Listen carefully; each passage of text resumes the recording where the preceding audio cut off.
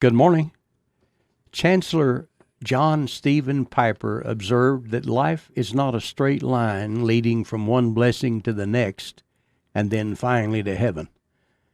Life is a winding and troubled road. I reckon it is.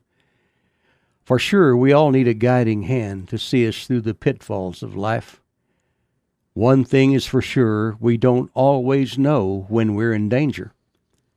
But God does. And it's nothing unusual for Him to intervene in our behalf when we aren't even aware that we're in serious trouble. Years ago, I served as pastor of a little church in eastern Oklahoma. I became friends of the police chief in that town, and he shared a true story with me that illustrated the sovereignty of God. He had transported a prisoner to Oklahoma City.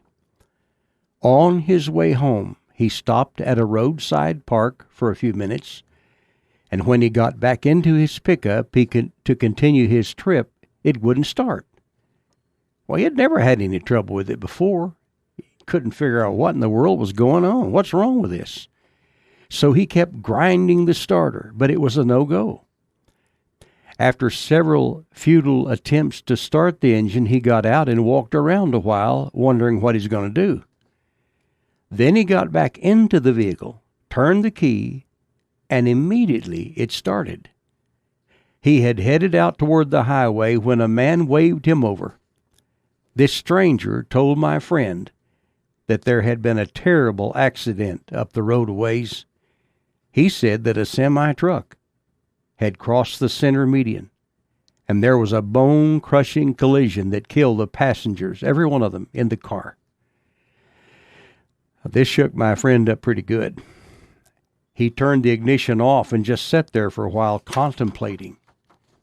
He calculated the time he was stalled by the side of the road trying to get his engine started, and he compared it with the time it would have taken him to drive to the scene where the horrible accident had taken place. Shivers ran down his spine as he suddenly realized that if his pickup hadn't given trouble, he most likely would have been at the scene at about the same time the semi crossed the center median. Friend, there's a lot of things in this life I don't even pretend to understand. But I know this.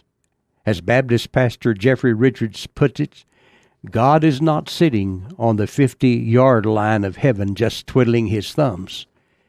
He has always been involved with what's going on out on the playing field. I'm Larry Hatfield. Good day.